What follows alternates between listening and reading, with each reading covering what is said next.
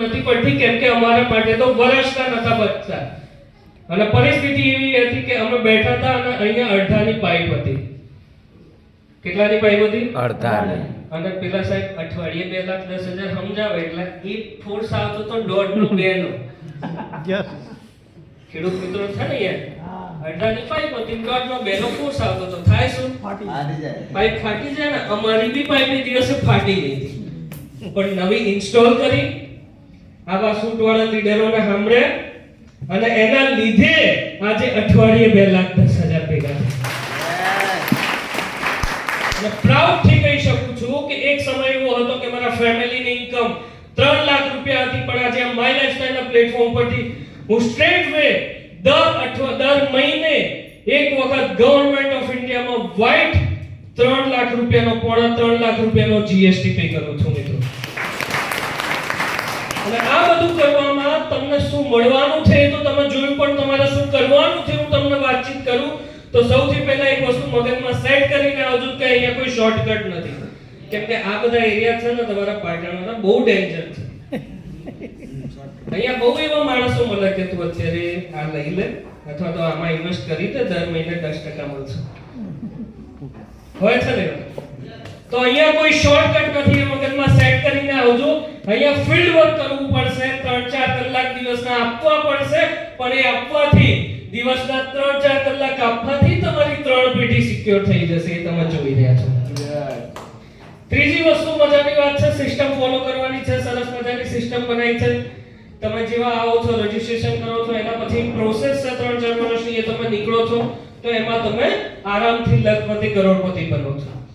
મજાની વાત છે કે આજે મારા ઘરની પોતાની આવક, મારા ફેમિલી ઇન્કમ 14 થી 15 લાખ રૂપિયા છે. આજે કરોડની ગાડી છે. મારા મમ્મી અને મારા વાઈફ પાસે ઓલમોસ્ટ 100 તોલા સોનું છે અને બાપ દાદાની છોડેલી એના સિવાય બહુ બધી ખરીદેલી જમીનો બી છે.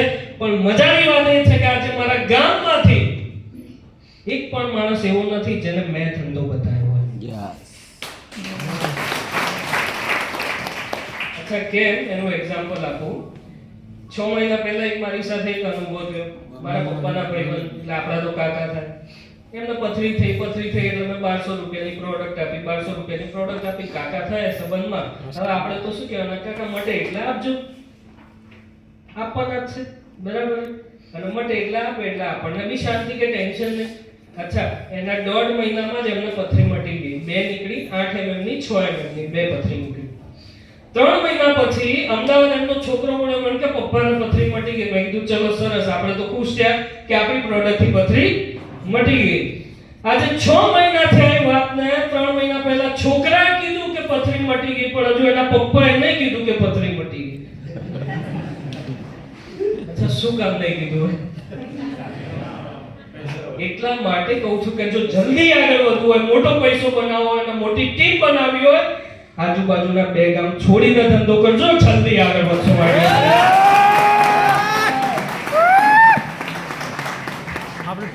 બીજી મજાની વાત એ છે કે જેમ મારા ગામમાં ગાડી લઈને ગયો તો એ દિવસે કોઈ હારું બોલવા વાળા નતા.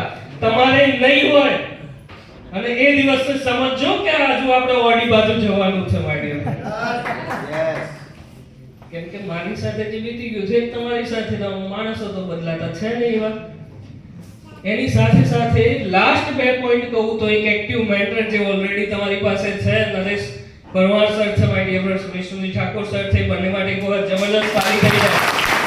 અને સાથે સાથે એક ફેમિલીનો સપોર્ટ આ બિઝનેસમાં ખૂબ જરૂરી છે, કેમ કે જો ફેમિલીનો સપોર્ટ ના હોય તો તમે આ બિઝનેસ લાંબો ટાઈમ કરી શકતા નથી. અને ફેમિલીનો સપોર્ટ આજે અમને પણ હજુ વધારે આગળ વધવા માટે ઇન્સ્પિરેશન આપે છે. કેમ કે ફેમિલીનો સપોર્ટ તમારે જો જોઈતો હોય, તમારે એમને આ જ વસ્તુ સમજાવવી હોય જે આજે તમે સાંભળ્યું છે, તો આજે પહેલી વસ્તુ ખાસ આપણે કરવાની કે આજે તમારા હસબન્ડ કે વાઈફ જો અહીંયા નથી આયા તો ઘરે જઈને પહેલી વસ્તુ એ કરજો, એમને સમજાવતા નહીં.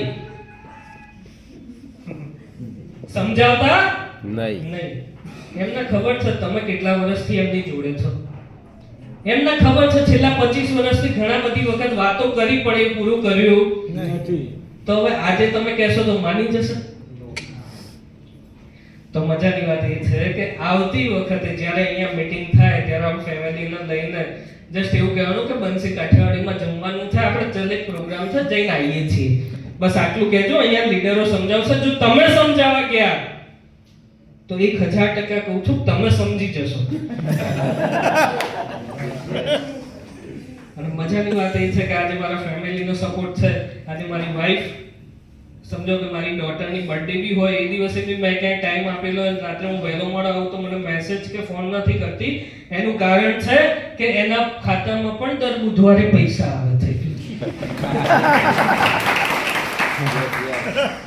મારી વાઈફ એનટીસી છે, મારી મમ્મી સીટીસી છે, અને એમના ખાતામાં બી દર અઠવાડિયે પૈસા આવે છે. એટલે ઘણી વખત એવું થાય કે તમારા ખાતામાં કેટલા પડ્યા છે, આપો અમને.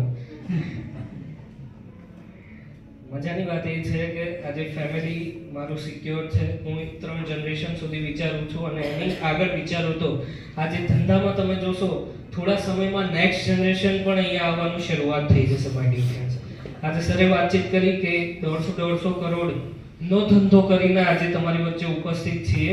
તો શરૂઆત આટલી સારી છે તો હજુ તો શરૂઆત થઈ છે ઇન્ડિયન માર્કેટમાં આ બિઝનેસની. અને આમાં શરૂઆતમાં જોડાવાથી તમને ફાયદો એટલો છે કે નેક્સ્ટ 15 વર્ષ માટે તમારું માર્કેટ ઓપન છે. મને ખબર નથી પણ મારો છે કોન્ટેક્ટ અંદમાન નિકોબાર ગયો છે. તમને બી ખબર નહીં પડે, તમારો પણ કોન્ટેક્ટ હૈદરાબાદ જશે, પશ્ચિમ બંગાળ જશે, ઉત્તર પ્રદેશ જશે, ઉત્તરાખંડ જશે, દરેક જગ્યાએ જશે અને ત્યાંથી બી તમને બિઝનેસ મળશે.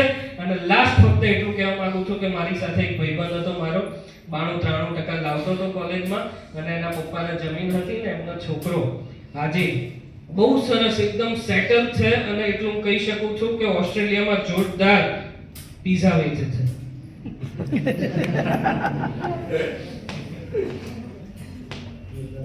તમે જો એવું ઈચ્છતા હોય કે તમારી નેક્સ્ટ જનરેશન એક સેટલ ધંધામાં થાય અને એક માન સન્માન વાળી જિંદગી જીવે, તો તમારી પાસે કદાચ 50 વીઘા હોઈ શકે છે, હું ના નથી પાડતો, 100 વીઘા બી હોઈ શકે છે, હું ના નથી પાડતો.